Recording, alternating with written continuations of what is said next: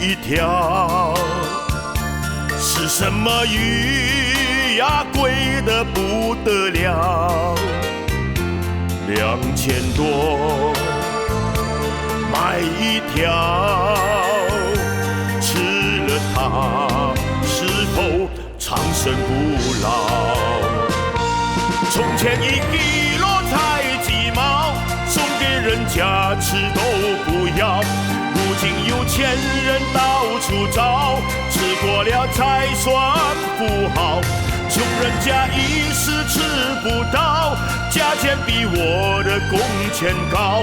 原来这条珍贵的鱼叫做忘不了，吃了它忘不了，